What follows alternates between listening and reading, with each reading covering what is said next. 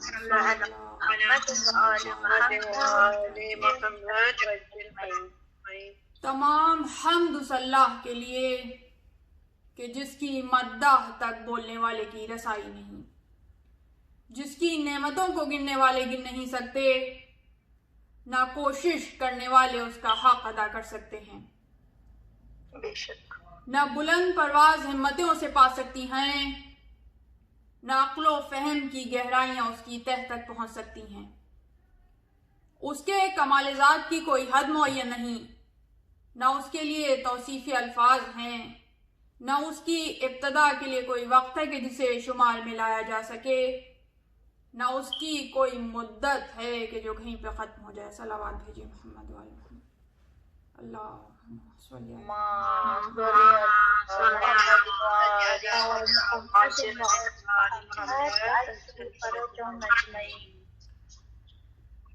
آج گفتگو سرنامہ کلام کی جس آیت پہ تسلسل سے کی جا رہی ہے وہ گفتگو آج چوتھے مرحلے میں داخل ہو گئی، اور آج کا ایک پہر اور انشاءاللہ کل کا ایک پہر ہم اسی موضوع پہ گفتگو کریں گے اور بات کو مکمل کرنے کی کوشش کریں گے کہ اب تک کی گفتگوؤں کا جو حاصل ہے اس سرنامہ کلام کی آیت کی روشنی میں، کہ جس میں پروردگار عالم اعلان کر رہا ہے کہ ان الدین عند اللہ الاسلام، کہ بے شک اللہ کے نزدیک دین فقط دین اسلام ہے۔ اور جب ہم اس آیت کو رسول خدا کی اس حدیث کے ساتھ کہ جو انہوں نے حجت الوداع کے موقع پر اپنے خطبے میں بیان فرمائی، اور جسے تمام مسالک کے راویان نے مشترکہ طور پہ نقل کیا، یہاں تک کہ وہ الفاظ کے جو ہمارے مسلک کی کتابوں میں موجود ہیں وہی الفاظ دوسرے مسالک کی کتابوں میں پائے جاتے ہیں، یہ اس بات کی نشاندہی کرتا ہے کہ جہاں کوشش کی گئی کہ ان الفاظ کو بدل دیا جائے تو وہاں کچھ آثار ایسے باقی رہ گئے کہ جو آج بھی یہ بتاتے ہیں کہ دراصل حدیث کے الفاظ کیا تھے، کہ میں تمہارے درمیان دو چیزیں چھوڑ کے جا رہا ہوں، ایک کتاب اور ایک میری اطرت۔ تو یہ محافظت کی ذمہ داری کہ جو دین اسلام کی ہے، یہ ذمہ داری خداوند عالم نے کتاب اور اطرت کے حوالے کی۔ تو اب اگر ہم چاہتے ہیں کہ اصل دین تک پہنچیں تو اس اصل دین تک پہنچنے کا،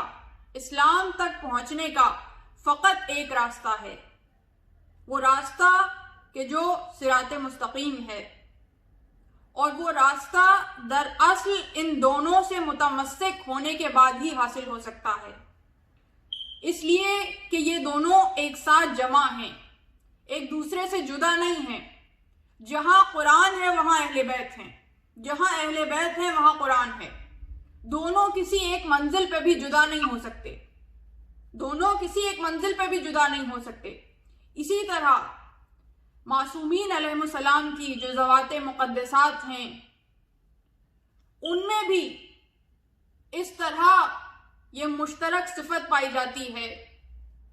کہ ان تمام کے تمام شخصیات کے اوصاف ایک ہیں، ان تمام کی تمام شخصیات کا موقف ایک ہے، ان کا رخ ایک ہے، اور وہ رخ وہ ہے کہ جو توحید کی طرف ہے، جو اصل دین تک ہمیں پہنچاتا ہے۔ تو ہم اگر اس سے متمسک ہو جائیں اور ان معصومین میں سے کسی ایک شخصیت کے بھی اوصاف کو کسی ایک وقت میں سمجھنا شروع کریں اور اپنی زندگی کے اوقات ان شخصیات کو سمجھنے میں صرف کرتے رہیں، تو ہم معرفت کے ان درجات تک پہنچ سکتے ہیں کہ جن درجات تک پہنچنا ہمارا خواب ہے اور جن درجات تک پہنچانا معصومین علیہم السلام چاہتے ہیں، وہ اپنے مومنین کو ایسی معرفت کے درجے تک پہنچوانا چاہتے ہیں کہ جس معرفت کے آنے کے بعد یقین کی وہ منزل پیدا ہو جائے کہ جس میں ذرہ برابر بھی لرزش نہ ہو۔ تو اب جب ہم اصل دین کی طرف رخ کرتے ہیں، جب ہم اطرت کی طرف رخ کرتے ہیں، جب ہم قرآن کی طرف رخ کرتے ہیں، تو ہمیں یہ دکھائی دیتا ہے کہ امت نے اسلام کے ساتھ بھی، امت نے قرآن کے ساتھ بھی، اور امت نے ان ناطقان قرآن کے ساتھ بھی وہ سلوک روا رکھا کہ ان کو تنہا چھوڑ دیا، ان کو تنہا چھوڑ دیا۔ اسلام کی تعریف اپنی مرضی سے کی جانے لگی، اسلام کی تعویل اپنی مرضی سے کی جانے لگی، اسلام کی رہبری اپنی مرضی سے اپنی پسند کے لوگوں کے حوالے کی جانے لگی۔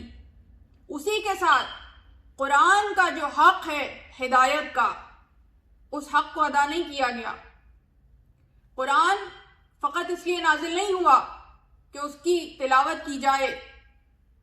اور آگے بڑھ جایا جائے، اس کی تلاوت تو بہت خوشنما آواز میں اور خوش لہن لہجے کے ساتھ کی جائے، مگر اس سے ہدایت حاصل نہ کی جائے۔ اگر کوئی ایسا کرے تو اس نے گویا قرآن پہ ظلم کیا، قرآن کے حق کو ادا نہیں کیا، اور قیامت کے روز ایسے لوگوں کے خلاف قرآن گواہی دے گا۔ اور اسی طرح جو ناطقان قرآن ہیں ان کے ساتھ بھی وہ ظلم روا رکھا کہ ان کا حق کسی دور میں ادا نہیں کیا۔ یعنی ایک پورا سلسلہ ہے مظالم کا، اور کسی دور میں بھی اس پورے شجرہ طیبہ کے خلاف امت نے اپنے مظالم روکے نہیں۔ ہر دور میں ظلم کے وہ پہاڑ توڑے ہیں کہ اگر کوئی واقعتاً ہدایت حاصل کرنا چاہتا ہے اور حق کو سمجھنا چاہتا ہے تو ان مظالم کو دیکھتے ہوئے وہ آسانی سے سمجھ سکتا ہے کہ جو یہ ظلم کے پہاڑ توڑنے والے ہیں ان کا اسلام سے کوئی تعلق نہیں ہے، اسلام سے کوئی لینا دینا نہیں ہے۔ اور اگر ان باتوں کو سمجھ لیا جاتا تو آج فی زمانہ جو یہ مسائل پیدا ہو رہے ہیں کہ آپ کھل کے دشمن حسین کا نام نہیں لے سکتے، اب دشمن حسین کے ساتھ رضی اللہ تعالی عنہ لگایا جا رہا ہے۔ اب یہ تصورات پیش کیے جا رہے ہیں کہ یہ واضح نہیں ہے کہ حسین حق پہ تھے اور یزید باطل پہ تھا۔ اس طرح کے شبہات امت میں پیدا کیے جا رہے ہیں۔ ابھی تو ہمیں تعجب ہوتا ہے ان شبہات پہ، لیکن جب 10 اور 20 برس گزر جائیں گے اور اسی روش پہ کام ہوتا رہے گا تو جو آنے والی نسلیں ہیں ان کے لیے یہ شبہات محکمات بن جائیں گے، ہماری نسلوں کے نہیں، جو دوسرے مسالک کی نسلیں ہیں، اور پھر ان کی طرف سے دباؤ ہماری نسلوں پہ بھی پڑے گا۔ تو فی زمانہ دشمن کو بے نقاب کرنے کے لیے امام حسن کے دشمن کو اگر آپ بے نقاب کریں، امام حسن کے جو دشمن ہیں ان کے مظالم کا تذکرہ کریں تو اس سے امام حسین کے دشمن بے نقاب ہوں گے۔ اس لیے کہ جہاں عصمت کا یہ پورا سلسلہ ہے وہاں شقاوت کا یہ پورا سلسلہ ہے۔ یہاں کریم ابن کریم ہیں، وہاں شقی ابن شقی ہیں۔ تو اس لیے اس سلسلے کو بھی پہچاننا ضروری ہے، اس سلسلے کو بھی پہچاننا ضروری ہے۔ اور میں جانتی ہوں کہ اس وقت جو یہ زمانہ ہے، جس قدر شورش زدہ زمانہ ہے، آسان نہیں ہے امام حسن کے دشمن کے خلاف بات کرنا، آسان نہیں ہے۔ اس وقت فتوے لگ جاتے ہیں، اٹھا کے جیل میں ڈال دیا جاتا ہے، یہاں تک کہ اگر سوشل میڈیا پہ بھی کوئی اشارتاً بات کرے تو اس پہ دفعات کٹ جاتی ہیں۔ 3 سے 5 سال کی کم از کم جیل ہے، اور اس کے علاوہ وہ دشمنیاں الگ ہیں کہ جس میں باقاعدہ شہید کر دیا جاتا ہے۔ تو ایک پوری پلاننگ کے ساتھ یہ سلسلہ جاری ہے کہ جس کے ذریعے دشمنان اہل بیت کا دفاع کیا جا رہا ہے ناموس صحابہ کے نام پہ۔ اصل ناموس صحابہ کا مسئلہ نہیں ہے، دشمنان اہل بیت کے دفاع کا مسئلہ ہے، اور اس میں ہماری ذمہ داری اور بھی بڑھ جاتی ہے کہ ہمارے لیے یہ لازم ہے کہ ہم ان دشمنوں کو بے نقاب کرتے جائیں، ان کے ظلم کا تذکرہ کرتے جائیں، چاہے جہاں موقع ہو تو کھلے عام کریں، اپنے مجموع میں کھلے عام کریں، مگر جہاں موقع ہو کہ جہاں نام نہیں لے سکتے تو اشارتاً کریں، مگر ہر طرح سے ظاہری طور پہ بھی مخفی طور پہ بھی ان مظالم کا تذکرہ ہوتے رہنا ضروری ہے۔ دیکھیے، وقت ہر موقع پر ایک جیسا نہیں رہتا۔ کچھ عرصے پہلے تک 4-5 سال پہلے لوگوں نے ممبر پہ یہ اعتراض کرنا شروع کیا کہ بھائی ہر وقت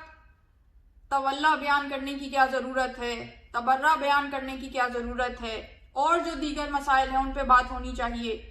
لیکن ایسے اعتراض کرنے والے ناسمجھ ہیں، اس لیے کہ تولا اور تبرہ ہم پہ اسی طرح واجب ہے جس طرح اور احکام دین واجب ہیں، فروع دین میں شامل ہے تولا اور تبرہ، ہمارے عقائد کا حصہ ہے تولا اور تبرہ۔ اس لیے کہ تولا اور تبرہ یہ نہیں ہے کہ آپ کوئی بدزبانی کریں، کوئی فحش گوئی کریں، کسی کو گالیاں دیں۔ تولا اور تبرہ یہ ہے کہ ان سے اس طرح محبت کریں کہ جو اہل بیت ہیں، کہ ان کی کردار میں جو خوبیاں ہیں وہ اپنے کردار میں پیدا کرتے چلے جائیں، اور جو دشمنان دین ہیں ان کے کردار میں جو برائیاں ہیں ان سے اس طرح نفرت کریں کہ اپنے کردار سے چن چن کے نکالتے چلے جائیں۔ یہ ہے دراصل تولا اور تبرہ، اور اس کی پہلی منزل وہ معرفت ہے کہ جو ذکر کے ذریعے حاصل ہوتی ہے۔ اس لیے کہ اگر ان خصوصیات کا پتہ ہی نہیں ہوگا تو پھر اپنے اندر پیدا کیسے کریں گے؟ یہ تولا ہے۔ اور اگر دشمنوں کی ان خصلتوں کا پتہ نہیں ہوگا کہ جو ان کے اندر پائی جاتی ہیں تو ان سے خود کو محفوظ کیسے کریں گے، اور اسی طرح ان دشمنوں کو کیسے پہچانیں گے کہ جو آج کے دور میں دشمنان اہل بیت کے پیروکار ہیں۔ تو یہ تولا اور تبرہ کی منزل ہے، اور اس میں جو پہلا درجہ معرفت کا ہے، ابھی تو ہماری نسلیں اسی پہلے درجے سے گزر رہی ہیں کہ معرفت کی منازل طے کر لیں، علم فضائل کے متعلق بھی بڑھ جائے، مصائب کے متعلق بھی بڑھ جائے، اس لیے کہ مصائب نشاندہی کرتے ہیں کہ کیا ظلم روا رکھا گیا۔ اور علم کے حوالے سے ہم اب تک بات کرتے رہے، اور آج کی جو گزشتہ مجلس امام حسن مجتبی علیہ السلام کی ذات مقدس کے متعلق ہے۔ ایک مرتبہ صلوات بھیجیے محمد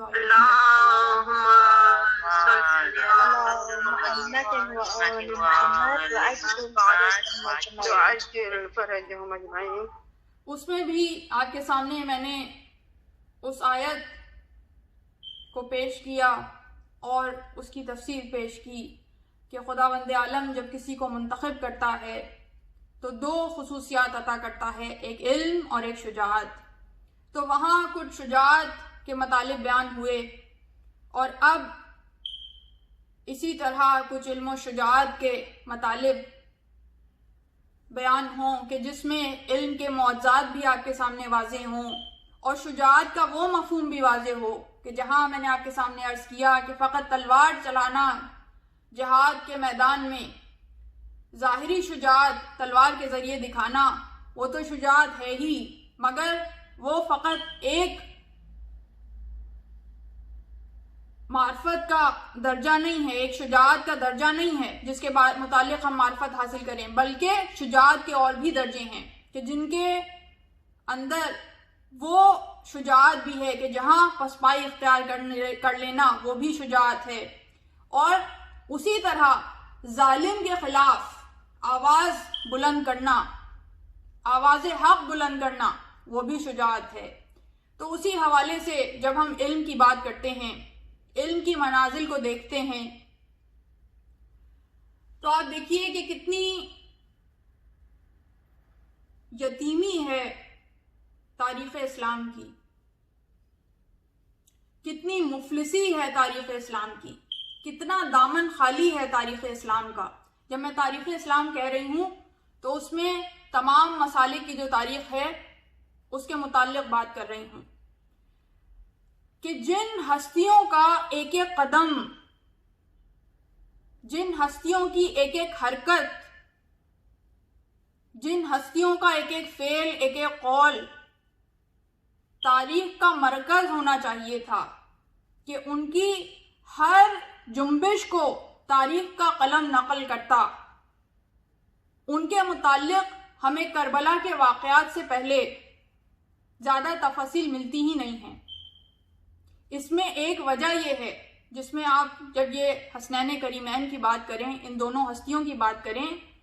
تو جو باقی مسالک کی تاریخ ہے اس کا دامن خالی ہے. کیوں خالی ہے؟ صرف تھوڑے تھوڑے فضائل ہیں کہ جو محفوظ رہ گئے، جو بذات خود معجزہ ہیں اپنے آپ میں، کہ کیسے ان کی کتابوں میں ان معصومین کے فضائل محفوظ رہ گئے. کہ اس کی وجہ یہ ہے کہ جہاں کوشش یہ تھی، دشمن کی کوشش یہ تھی کہ تمام احادیث کی کتابوں سے ان کے فضائل مٹا دیے جائیں، جہاں منبروں سے لعنتیں بھجوائی جا رہی ہیں، جہاں ظلم و ستم کے پہاڑ توڑے جا رہے ہیں، اور تاریخ کا قلم کس کے ہاتھ میں ہے؟ تاریخ کا قلم ظالموں کے ہاتھ میں ہے. تاریخ کا قلم ظالموں کے فضائل لکھنے کی کوشش کر رہا ہے. ایسے میں اتنے محکم فضائل جو کم تعداد میں ہیں مگر ان کی روایات میں موجود رہ گئے، ان کی کتابوں میں موجود رہ گئے، تو یہ بھی اپنے آپ میں ایک بڑی بات ہے. مگر اس کے باوجود تشنگی بہت زیادہ ہے کہ اتنے زیادہ واقعات موجود ہی نہیں ہیں. مگر الحمدللہ ہمارا مکتب وہ ہے کہ جو مکتب اہل بیت ہے. ہم نے جو کچھ بھی حاصل کیا ہے انہی ہستیوں کے ذریعے حاصل کیا ہے. اس لیے ہمارے پیش نظر ان کا ہر مرحلے پہ جو عمل ہے، جو فعل ہے، وہ ہمارے لیے واضح ہے، ہمارے پیش نظر ہے، ہمارے لیے لاہ عمل ہے، ہمارے لیے اسوہ ہے. بے شک بے شک. اللہم صلی علی محمد وعجل فرجهم اجمعین. ایسے میں جب ہم علم کی بات کرتے ہیں تو اس زمانے میں بھی ایسی شخصیات تھیں کہ جو کہنے کو اصحاب تھے مگر درجہ اہل بیت کو پہچانتے نہیں تھے، ان کی علمیت کی معراج کو پہچانتے نہیں تھے، ان کے منصب کو پہچانتے نہیں تھے. یہی وجہ ہے کہ آج ان کی اولادیں بھی اس منصب کو نہیں پہچان پاتی. یہ وہ لوگ ہیں کہ جو نعوذ باللہ رسول خدا کے لیے بھی یہ الفاظ استعمال کرتے ہیں کہ انہیں تو لکھنا پڑھنا ہی نہیں آتا تھا، اس لیے کہ وہ اس منصب کو سمجھ ہی نہیں سکتے. لکھنا اور پڑھنا رسول خدا کو آتا نہیں تھا، یہ اتنا بڑا الزام ہے رسول خدا پہ. یہ اور بات ہے کہ رسول خدا نے دنیا میں کسی انسان سے لکھنا پڑھنا سیکھا نہیں، اس لیے کہ کوئی اتنا بلند مرتبہ ہے ہی نہیں کہ رسول خدا کا استاد ہو سکے، جسے براہ راست خداوند عالم کی طرف سے علم لدنی عطا ہو. اس کو گنہگار کوئی انسان لکھنا پڑھنا نہیں سکھا سکتا. مگر رسول خدا کا شاگرد علی مرتضیٰ جب اپنے قلم سے لکھتے جاتے ہیں تو یہ بتاتے جاتے ہیں کہ جس رسول پہ تم یہ الزام لگا رہے ہو کہ یہ لکھنا پڑھنا نہیں جانتے تھے، تو اسی رسول کا میں شاگرد ہوں. سبحان اللہ. کسی کے سامنے میں نے زانو ادب طے نہیں کیا. اسی طرح امام حسن اور امام حسین کی منزل ہے. ان کے فضائل کو دنیا نے سمجھا ہی نہیں. ایک مرتبہ رسول خدا مسجد میں تشریف فرما ہیں، ارد گرد صحابہ کرام بیٹھے ہوئے ہیں اور رسول خدا مسائل بیان کر رہے ہیں، گفتگو ہو رہی ہے. ایسے میں مسجد میں ایک بزرگ شخصیت داخل ہوئی، ایک پر نور بزرگ شخصیت جن کے چہرے پر نور بھی تھا اور جو کبیر السن بزرگ بھی تھے. اور ایک مرتبہ جب رسول خدا کی ان کے چہرے پہ نظر پڑی تو بے اختیار کھڑے ہو گئے. کھڑے ہو کر احترام کیا، استقبال کیا.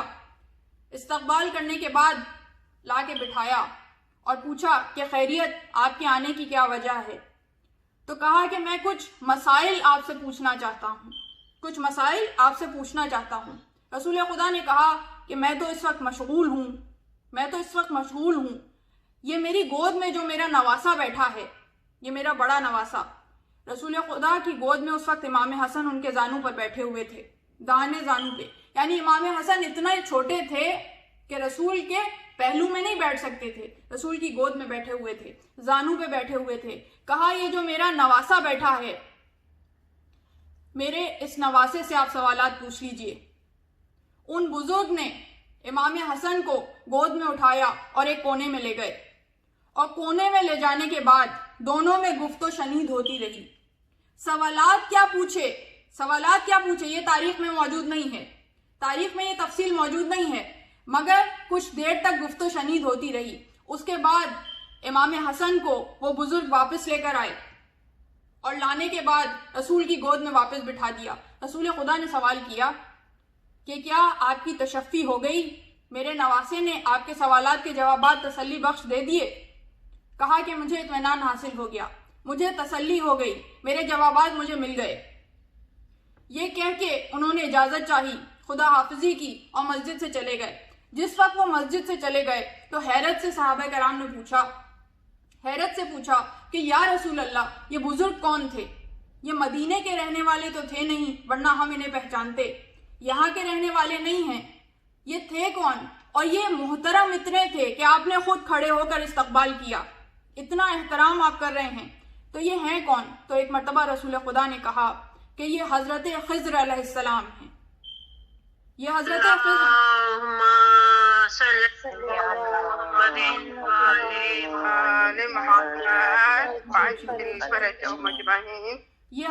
خضر علیہ السلام ہیں۔ جب انہیں کچھ مسائل درپیش ہوتے ہیں تو آ کے ہم سے سوال پوچھ لیا کرتے ہیں، تو دیکھیے اگر آپ حضرت خضر کو سمجھ جائیں گے تو امام حسن کا درجہ سمجھ جائیں گے، ان کے درجہ علم کو پہچان جائیں گے کہ حضرت خضر ہیں کون؟ حضرت خضر کون ہیں کہ جن کا استقبال رسول خدا کر رہے ہیں، وہ رسول خدا جو یہ کہتے ہیں کہ اگر آج موسیٰ زندہ ہوتے، موسیٰ کے جو صاحب شریعت پیغمبر ہیں، اگر وہ زندہ ہوتے تو میری امت میں سے ہوتے، وہ خود کھڑے ہو کر استقبال کر رہے ہیں۔ اور حضرت خضر کون ہیں کہ جب موسیٰ کو شریعت مل گئی، جب موسیٰ کو نبوت مل گئی، اس کے بعد موسیٰ کو حکم دیا گیا کہ جاؤ خضر سے علم حاصل کرو، خضر سے تعلیم حاصل کرو، یہ ہیں حضرت خضر۔ اور حضرت خضر آنے کے بعد کس سے تعلیم حاصل کر رہے ہیں؟ تو جو خضر کو دیکھ کر نہ پہچانے وہ صحابی ہوتا ہے، جو خضر کو دیکھ کر نہ پہچانے وہ رسول کا دوست ہوتا ہے، اور جو خضر کو تعلیم دے وہ رسول کا اہل بیت ہوتا ہے۔ سبحان اللہ۔ نعرہ حیدری یا علی، حیدری یا علی، بلند نعرہ صلوات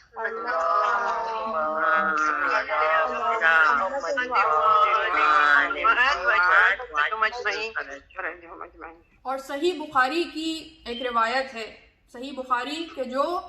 سنی مسالک کی، یعنی تمام جتنے سنیوں کے مسالک ہیں، ایک مسلک نہیں ہے، کئی مسالک ہیں سنیوں میں،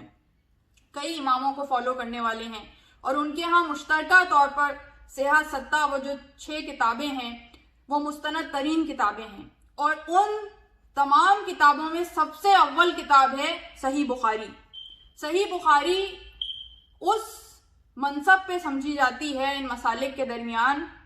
کہ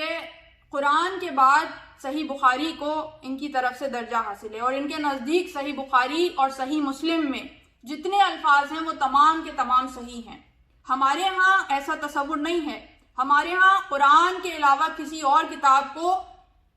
اس طرح نہیں مانا جاتا کہ اس میں کوئی غلطی ممکن نہ ہو، صرف قرآن ایسی کتاب ہے جس میں غلطی ممکن ہے۔ باقی کتابوں میں جو احادیث کی کتابیں ہیں ان میں ضعیف احادیث بھی ہیں،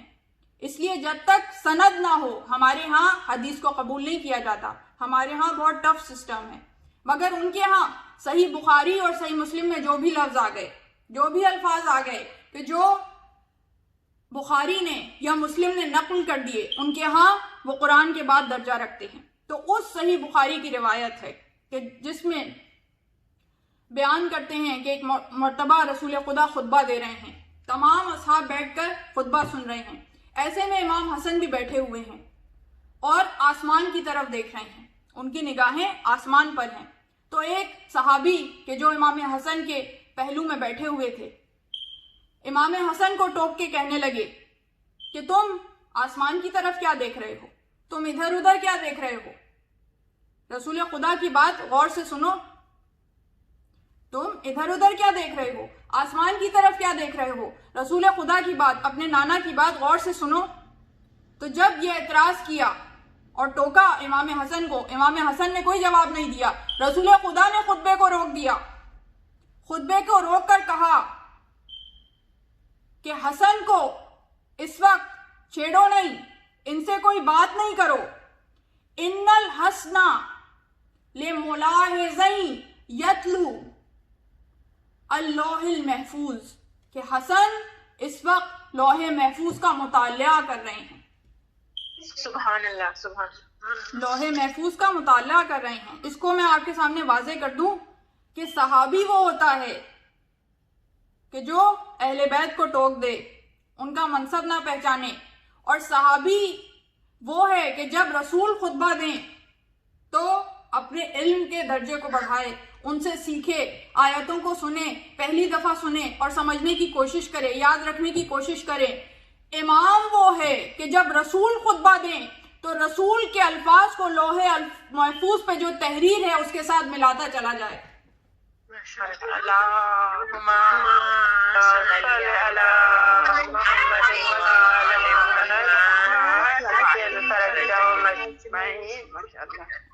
یہ صحابیت اور امامت میں فرق ہے، اور یہی کنفیوژنز دوسرے مسالک میں پیدا ہو گئے، اس کی وجہ سے وہ راستہ بھٹک گئے، اپنے رہبروں کو پہچاننے میں ان سے کوتاہی ہو گئی، اس لیے کہ انہوں نے ان ذوات مقدسات کو خود اپنی ذات پہ منطبق کرنا شروع کر دیا کہ یہ ہم جیسے، یہ ہم جیسے، یہ اگر تم جیسے ہوں تو یہ پیغمبر کو تعلیم دینے والے نہ ہوں، یہ اگر تم جیسے ہوں تو لوح محفوظ کا مطالعہ کرنے والے نہ ہوں، تم وہ ہو کہ جو ماؤں کے پیٹ سے جاہل پیدا ہوتے ہیں،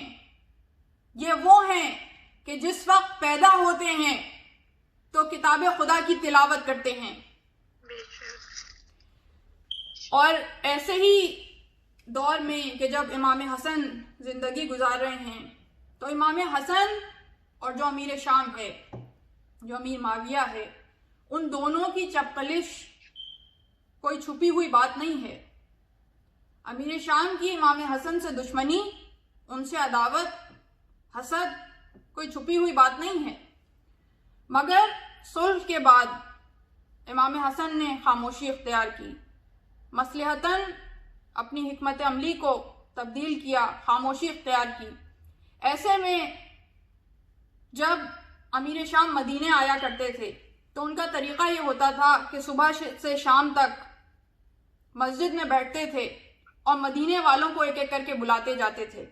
اور ان کے درمیان ان کے منصب کے حساب سے مال تقسیم کرتے رہتے تھے۔ ایسے ہی ایک موقع پر جب معاویہ مدینے آئے ہوئے ہیں تو مال کو تقسیم کر رہے ہیں، ایسے میں امام حسن مسجد میں داخل ہوئے، آنے کے بعد خاموشی سے بیٹھ گئے۔ معاویہ کی نظر امام حسن پہ پڑی تو کہنے لگے کہ حسن، تم مجھے شرمندہ کرنا چاہتے ہو، اس لیے صبح کے بجائے شام آئے ہو، تم چاہتے ہو کہ مجھے شرمندہ کرو، اس لیے کہ صبح سے شام تک امیر شام وہاں بیٹھے ہوئے جتنے مدینے کے لوگ تھے ان کے درمیان مال و دولت تقسیم کر رہے تھے، ریال و دینار تقسیم کر رہے تھے، جس کی جتنی اوقات معاویہ کی نگاہ میں تھی، جو جتنا چاپلوس تھا، جس کی جتنی بیعت خریدنے کی ضرورت تھی، اس کے حساب سے اس کی قیمت لگائی جا رہی تھی، اور صبح سے شام تک پورا بیت المال خالی کر دیا گیا۔ تو ایسے میں کہا کہ تم شام کو اس لیے آئے ہو تاکہ میں تمہیں کچھ دے نہ سکوں اور تم مجھے شرمندہ کر دو۔ تو اس بات کا امام حسن نے کوئی جواب نہیں دیا، خاموشی سے ایک طرف بیٹھ گئے۔ جب بیٹھ گئے تو معاویہ نے کہا اپنے اس خزانہ دار کو جو رجسٹر لے کر بیٹھا ہوا تھا اور جو کچھ بھی صبح سے شام تک دیا جا رہا تھا، جس کو دیا جا رہا تھا وہ سب لکھتا جا رہا تھا، وہ سب مکتوب کرتا جا رہا تھا، تو اسے حکم دیا کہ صبح سے اب تک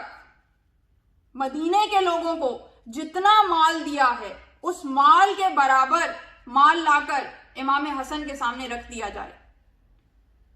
یعنی یہ میزان ہم نے نہیں طے کی، یا یہ میزان ہم بیان نہیں کر رہے، دشمن بیان کر رہا ہے۔ یہ میزان معاویہ بتا رہا ہے کہ ایک ترازو کے پلڑے میں پورے مدینے کے لوگ ہیں اور ترازو کے دوسرے پلڑے میں امام حسن کی شخصیت ہے۔ تو کہا یہ تمام کا تمام مال لا کر ان کے سامنے ڈھیر کر دیا جائے۔ جب وہ اشرفیاں اور دینار اور مال و دولت اور جواہر لا کر امام حسن کے قدموں میں ڈھیر کر دیا گیا تو ایک مرتبہ امیر شام نے کہا انا خیر منکا، انا خیر منکا، کہ میں وہ ہوں کہ جو تم پر فضیلت رکھتا ہے، میں وہ ہوں جو تم پر فضیلت رکھتا ہے۔ امام حسن نے کہا کہ میں تو یہ جملہ تمہیں کہہ بھی نہیں سکتا، میں تو تمہیں یہ جملہ کہہ بھی نہیں سکتا، اس لیے کہ میرا تم سے موازنہ ہونے کے لیے تمہارا صاحب فضیلت ہونا ضروری ہے۔ جب تم صاحب فضیلت ہوگے تبھی تو میں کہوں گا نا کہ میں تم سے بہتر ہوں، تو میں تو تمہیں یہ جملہ کہہ ہی نہیں سکتا۔ معاویہ خاموش ہو گیا۔ خاموش ہونے کے بعد ایک مرتبہ اس دولت کے ڈھیر پہ نگاہ کی اور فخر سے کہنے لگا انا ابن ہندن، میں ہندا کا بیٹا ہوں، میں ہندا کا بیٹا ہوں، فخر و مباحت کر رہا ہے۔ تو ایسے میں امام حسن نے کچھ جواب نہیں دیا، خاموشی سے کھڑے ہوئے اور جانے کے لیے دروازے کی طرف مڑے۔ معاویہ کا نوکر، معاویہ کا خادم تیزی سے آگے بڑھا اور امام حسن کے جوتے امام حسن کے سامنے رکھے۔ امام حسن نے وہ جوتے پہنے، ایک مرتبہ نوکر کی طرف نگاہ کی، کہا یہ تمام مال و زر، یہ تمام دولت میں نے تجھے ہدیہ کیا، یہ تمام مال و دولت تو لے لے۔ اور اس کے بعد ایک مرتبہ مڑ کے معاویہ کو کہا انا ابن فاطمۃ الزہرا، میں فاطمۃ الزہرا کا بیٹا ہوں، میں فاطمۃ الزہرا کا بیٹا ہوں۔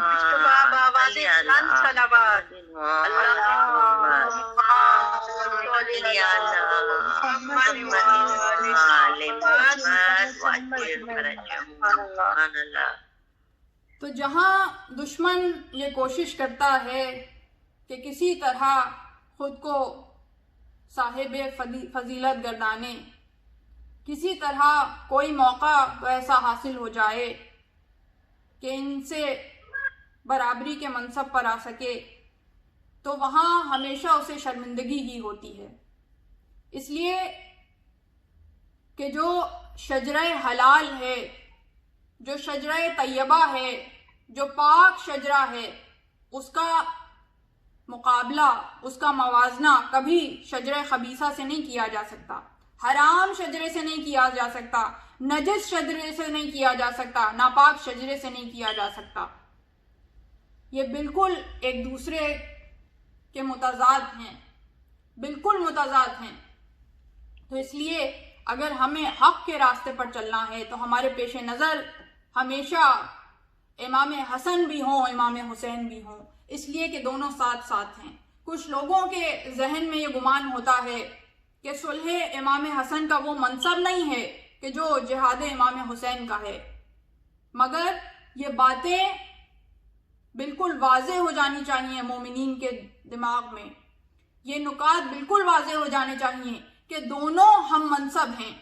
کسی طرح سے بھی صلح امام حسن جہاد امام حسین سے کم نہیں ہے، کسی طرح بھی کم نہیں ہے۔ اگر ایسا نہ ہوتا تو رسول خدا کے یہ فرامین نہ ہوتے کہ جب کہا حسین و منی وانا من الحسین تو کہا حسن و منی وانا من الحسن۔ صحیح روایات میں، تمام سیاستہ کی کتابوں میں یہ روایات موجود ہیں۔ اور اس کے بعد کہا کہ حسن و حسین شباب اہل جنہ، اہل جنت کے شباب کے سردار ہیں. تو اگر دونوں صاحب منزلت نہ ہوتے، دونوں فضیلت میں مساوی نہ ہوتے، تو دونوں کا نام ساتھ ساتھ نہ آتا. اور جس وقت مباہلے میں ساتھ لے کر گئے ہیں تو دونوں نواسوں کو ساتھ لے کر گئے. کسی منزل پہ بھی ایسا نہیں ہے کہ امام حسین کو کسی طرح سے بھی فضیلت میں کوئی کم درجہ حاصل ہو. دونوں مساوی ہیں، دونوں یکساں ہیں. تو کسی طرح کا بھی کوئی شبہ ذہن میں پیدا نہ ہونے پائے. اگر کوئی صلح امام حسن کو سمجھ نہیں پاتا تو اس کے لیے ایک اصول بتا رہی ہوں کہ دیکھیے، ایک مرتبہ امام حسین علیہ السلام کہ جب وہ کوفے میں تشریف فرما تھے، ایک مرتبہ صلوات بھیجیے محمد وعلی محمد.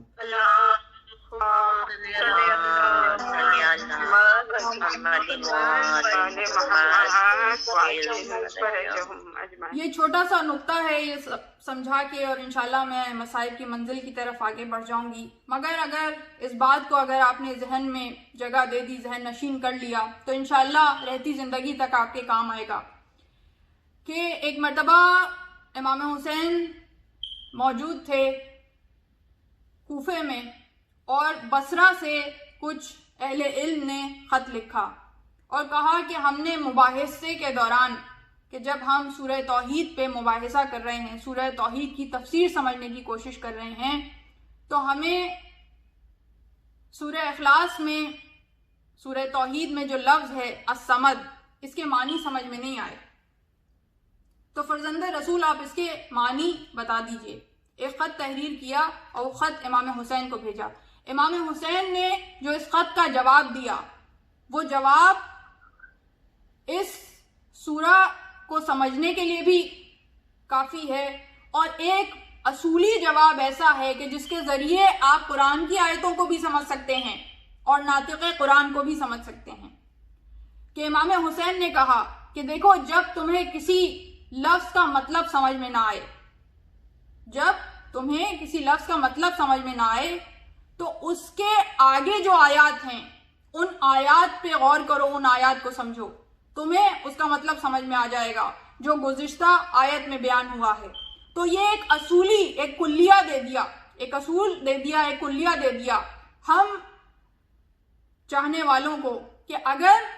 تمہیں قرآن کا کوئی لفظ سمجھ میں نہیں آ رہا تو اس سے آگے آنے والی آیات میں سمجھو. اگر تمہیں سمجھ میں نہیں آ رہا، سمجھ کے معنی کیا بیان کیے جاتے ہیں. اس لیے کہ دیکھیے، لینگویج کی ریسٹرکشنز ہیں، لینگویج بہت لمیٹڈ ہے. وہ ان مفاہیم کا کہ جو خداوند عالم بیان کرنا چاہتا ہے اس کا احاطہ نہیں کر سکتی. اسی لیے عربی زبان کو خداوند عالم نے منتخب کیا کہ عربی زبان میں وہ قدرت ہے کہ وہ سب سے زیادہ اپنے دامن میں معانی رکھتی ہے کہ جس کے ذریعے سے خداوند عالم اپنے مطالب کو پہنچا سکتا ہے. مگر پھر بھی وہ محدود ہے. تو اور لینگویجز جو ہیں جن کے ذریعے ہم ترجمہ کرتے ہیں وہ تو اور بھی زیادہ محدود ہیں. تو جب سمد کے معنی ہم بیان کرتے ہیں تو ہم کہتے ہیں کہ بے نیاز، اللہ الصمد، یعنی اللہ بے نیاز ہے. بے نیاز کے معنی کیا ہیں؟ یہ سوال جب کیا کہ سمد کے معنی کیا ہیں، تو امام نے جو کلیہ بتایا کہ اگلی آیتوں میں دیکھو، لم یلد ولم یولد، کہ وہ کہ جو نہ کسی سے جنا گیا ہو، نہ کوئی اس سے جنا گیا ہو، یعنی نہ وہ کسی سے پیدا ہونے کا محتاج ہے، اس سے بھی بے نیاز ہے، نہ وہ کسی اولاد کا محتاج ہے، اس سے بھی بے نیاز ہے، اور نہ وہ کسی کفو کا محتاج ہے، وہ اس سے بھی بے نیاز ہے. یعنی وہ ایسا بے نیاز ہے کہ جو وجود مطلق ہے، اپنے وجود کے لیے کسی کا محتاج نہیں ہے، اپنے وجود کے لیے، اپنے ہونے کے لیے بھی کسی کا محتاج نہیں ہے. یعنی ایسی بے نیازی کسی اور نہ مخلوق میں پائی جاتی ہے، نہ شے میں پائی جا سکتی ہے، نہ کوئی خالق ہونے کا اگر دعویٰ کرے تو اس میں پائی جا سکتی ہے. اگر پائی جا سکتی ہے تو پروردگار عالم میں پائی جا سکتی ہے. تو یہ جو کلیہ ہمیں عطا کیا گیا، اس کلیہ کی روح سے ہمیں یہ سمجھا دیا گیا کہ اگر ایک آیت کا مفہوم سمجھ میں نہ آئے تو اگلی آیت میں دیکھو، اگلی آیت کا مفہوم سمجھ میں نہ آئے تو اس سے اگلی آیت میں دیکھو. یعنی کہ اگر علی کا تلوار چلانا اور خارجیوں کو قتل کرنا اور ان شخصیات کے مقابلے میں آنا جنہیں کوئی بہت بڑی بڑی شخصیات سمجھا جاتا تھا، ان کے مقابلے میں آنا. اگر تمہیں سمجھ میں نہ آئے تو اس کے معنی صلح حسن میں تلاش کرو. اگر صلح حسن سمجھ میں نہ آئے تو اس کے معنی کربلا میں تلاش کرو. اگر کربلا سمجھ میں نہ آئے تو اس کے معنی زندگانی سید الساجدین میں تلاش کرو. یعنی اس طرح سے سمجھتے چلے جاؤ. ایک کڑی دوسرے کڑی سے ملی ہوئی ہے، متصل ہے، اس کو الگ الگ نہیں کیا جا سکتا. تو اگر کسی کو کوئی شک ہے تو اس کا مطلب ہے کہ اس کی معرفت میں کمی ہے. اپنی معرفت کے درجات کو بڑھانے کی ضرورت ہے. اور جب آپ معرفت کے درجات کسی بھی امام کے شخصیت کے متعلق بڑھائیں گے، خوبصورتی یہی ہے اس پورے سلسلے کی کہ کسی ایک کی معرفت آپ بڑھائیے، تمام کی معرفت بڑھتی جائے گی. اس لیے کہ کردار مشترک ہے، اوصاف مشترک ہیں. ایک کی معرفت بڑھائیں گے، سب کی معرفت بڑھے گی. اور اسی لیے آیت اللہ خامنائی کی کتاب ہے 250 سالہ انسان. بہترین کتاب ہے کہ اگر کوئی سمجھنا چاہے تاریخ معصومین، سیرت معصومین، زندگانی معصومین، پیغام معصومین، یعنی 250 سالہ انسان. اتنا خوبصورت اس کا نام ہے، تعارف ہی اتنا خوبصورت ہے کہ یعنی یہ نہیں کہا کہ یہ 14 انسان ہیں، 14 شخصیات ہیں، بلکہ کہا ایک انسان ہے، ایک کردار ہے جو 250 سال پہ محیط ہے، جس کا آغاز خاتم النبیین سے ہوا اور جس کا اختتام قائم آل محمد پر ہوگا. اللہم صلی علی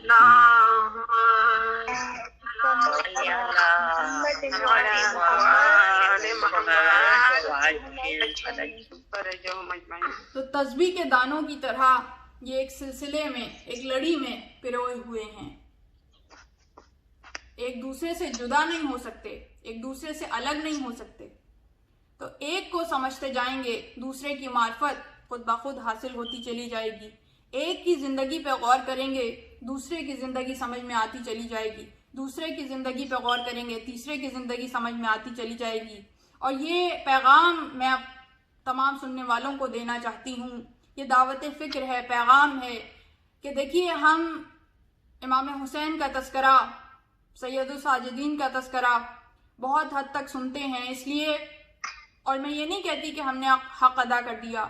واقعتاً ان کی بھی معرفت اس طرح سے حاصل نہیں ہے جس طرح سے حاصل ہونی چاہیے، واقعات سے اس طرح سے واقف نہیں ہے جس طرح سے واقف ہونا چاہیے. اور امام علی کی زندگی سے متعلق ہم واقعات سنتے رہتے ہیں، مگر جتنے باقی ائمہ ہیں ان کے بعد، یعنی 5ویں امام سے جو ائمہ کا سلسلہ شروع ہوا ہے، ان کے متعلق معلومات بہت کم ہیں، بہت کم ہیں. مومنین ہی میں معلومات بہت کم ہیں، اور ایک زیادہ کوئی شوق بھی اس طرف نہیں پایا جاتا، کوئی ڈیمانڈ بھی مومنین کی طرف سے نہیں آتی کہ ان کے حالات و واقعات کے متعلق پڑھیں، ان کے متعلق ہمیں آگاہ کریں. اگر اس طرح سے علماء سے سوال کیا جائے کہ ان کے متعلق پڑھیں، ان کے متعلق ہمیں بتائیں، ان کے متعلق ہماری معرفت کے درجات بڑھائیں، تو پھر یقیناً علماء بھی کوشش کریں گے کہ کسی اور امام کی شخصیت کے متعلق ہم گفتگو کریں، کسی اور شخصیت کے متعلق ہم بات کریں، ان کے واقعات و حالات آپ تک پہنچائیں. تو باقی اماموں کی یہ مظلومیت ہے کہ ان کی معرفت مومنین اس طرح سے حاصل کرنے کی کوشش نہیں کرتے جس طرح سے حاصل کرنے کا حق ہے.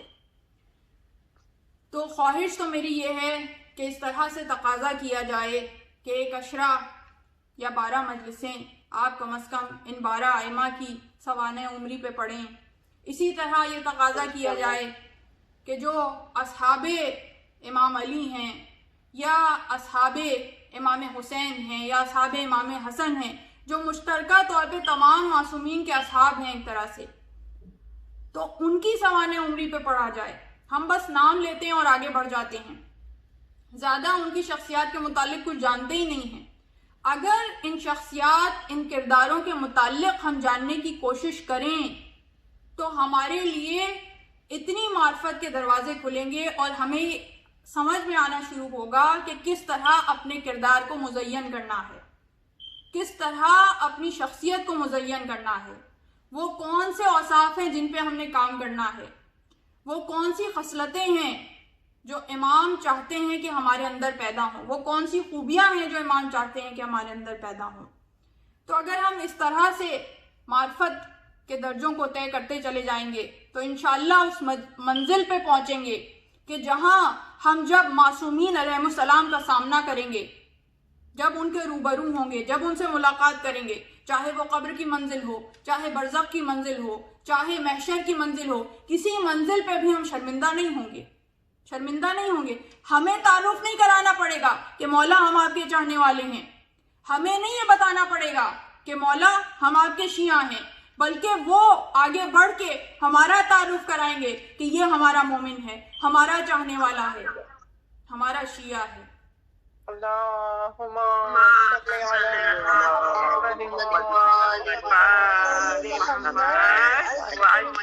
علی خداوند عالم ہماری معرفت میں اضافہ فرمائے، ہم ان کے فضائل و کردار کو بھی سمجھتے جائیں اور ان کے جو مصیبتوں کے پہاڑ توڑے گئے ان سے بھی آشنا ہوتے چلے جائیں، اس لیے کہ مصائب سے آشنا ہونا بھی معرفت کی منزل ہے، اور مصائب پہ گریہ کرنا یہ نشانی ہے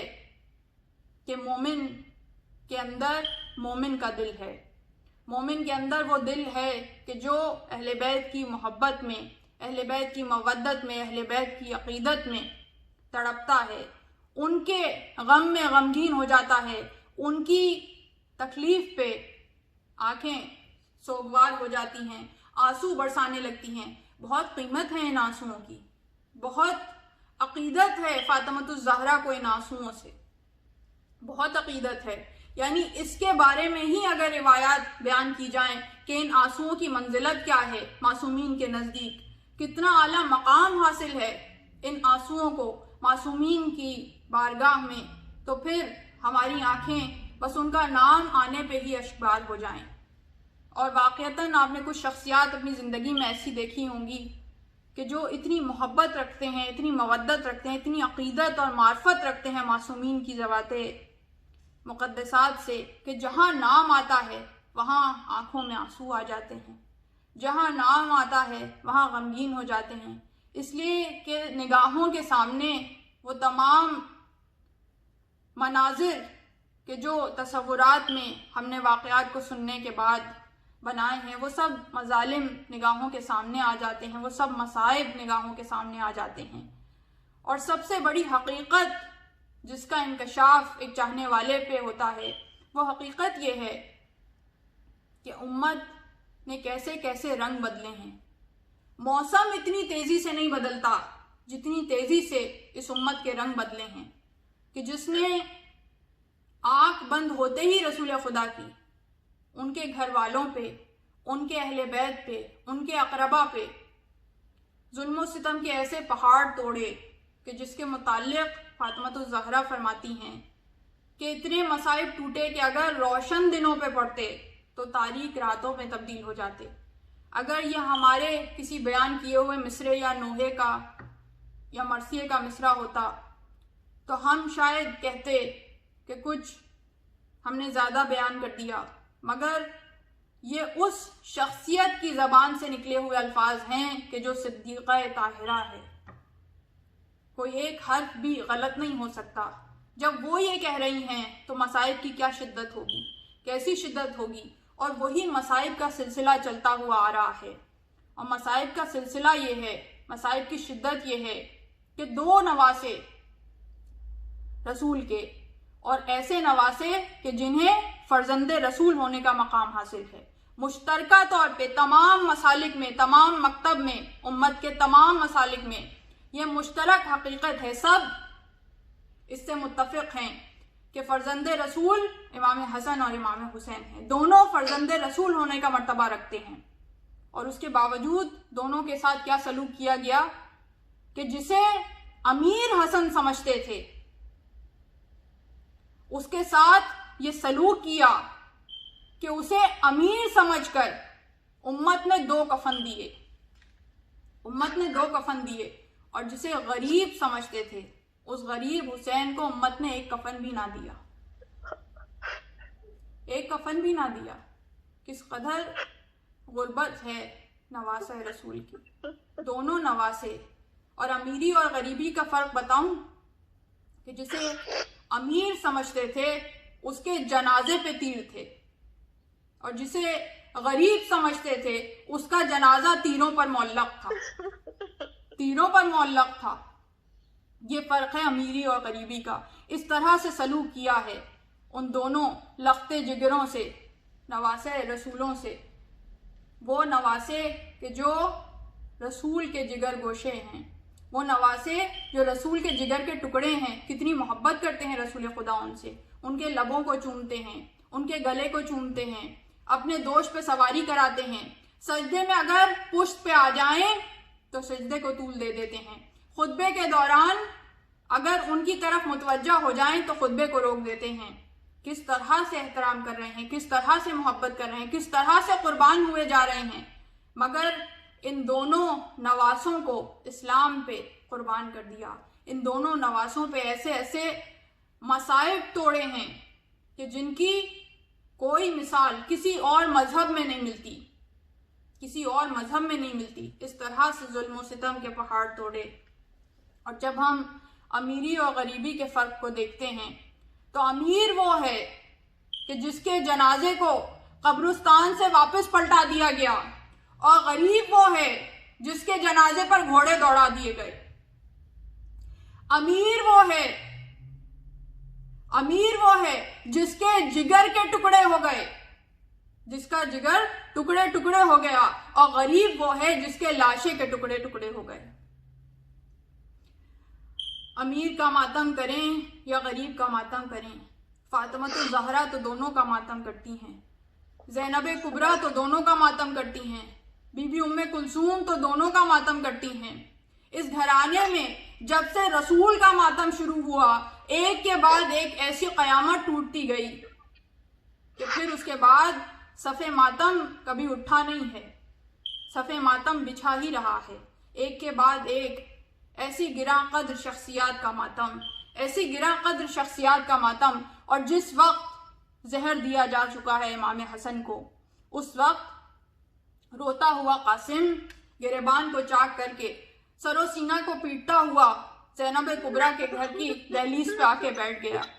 ایسے میں جب زینب کبریٰ کے کانوں میں قاسم کے رونے کی آواز آئی تو فضہ کو آواز دے کے کہا، فضہ ذرا دیکھنا کون بچہ گھر کے دروازے پر بیٹھ کر رو رہا ہے، فضہ دیکھو جھڑکنا نہیں، اس کی آواز میرے قاسم کی آواز سے ملتی ہے، اس کی آواز میرے قاسم کی آواز سے ملتی ہے۔ اور ایک مرتبہ زینب کبریٰ خود تڑپ کے باہر نکلنا چاہتی ہیں، دیکھنا چاہتی ہیں کہ کون ہے، یہاں تک کہ قاسم اندر آ گئے، چہرے پہ نگاہ پڑی، کہا ام کلثوم خیر ہو، چادر لے کر آ، یہ امام زمانہ کا بیٹا یتیموں کی شکل بنا کے کیوں کھڑا ہے؟ امیر کا جنازہ وہ ہے جس پہ بہن چادر اوڑھ کر آئی، زینب چادر اوڑھ کر آئی، اور غریب کا جنازہ وہ ہے جس کے جنازے پہ بہن اس طرح سے گزاری گئی، اس طرح سے آئی ہے کہ سر پہ ندا موجود نہیں ہے، ہاتھ پسے گردن بندھے ہوئے ہیں، بے کجاوا اونٹوں پہ سوار ہیں۔ واقعات کو میں نے مختصر کیا، وہ منزلیں گزری کہ جب تشت میں جگر کے ٹکڑے ہوئے، وہ منزلیں گزری کہ جب بستر پہ حسن ایڑیاں رگڑتے رہے۔ امیر حسن وہ ہے کہ جس کو 3 برس کا بیٹا بستر پر ایڑیاں رگڑتے ہوئے دیکھے، اور غریب حسین وہ ہے جسے 3 برس کی بیٹی کربلا کی تپتی ہوئی زمین پر ایڑیاں رگڑتا ہوئے دیکھے۔ اور اس کے بعد جب امام حسن رخصت ہو گئے تو اب امام حسین نے غسل دیا، کفن دیا، سید الساجدین ساتھ ہیں۔ جب جنازہ تیار ہو گیا تو اس شان سے جنازہ اٹھا ہے کہ ایک طرف سے امام حسین نے کندھا دیا، دوسری طرف سے سید الساجدین نے کندھا دیا، تیسری طرف سے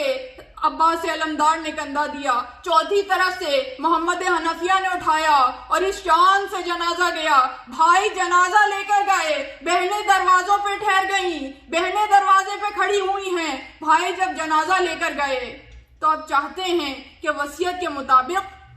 رسول اللہ کے نانا کے پہلو میں دفن کر دیں، مگر سامنے سے خچر پہ بیٹھی ہوئی ایک عورت آئی اور آنے کے بعد کہا کہ میں رسول خدا کے پہلو میں دفن نہیں ہونے دوں گی، اور اس کے ساتھ ہی تیروں کی بارش شروع ہو گئی، تیروں کی بارش شروع ہوئی۔ حسن کا جنازہ کبھی آگے جاتا ہے کبھی پیچھے آتا ہے، تیروں کی بارش ہو رہی ہے۔ ایسے میں عباس علمدار دوڑتے ہوئے گھر کی طرف گئے، زینب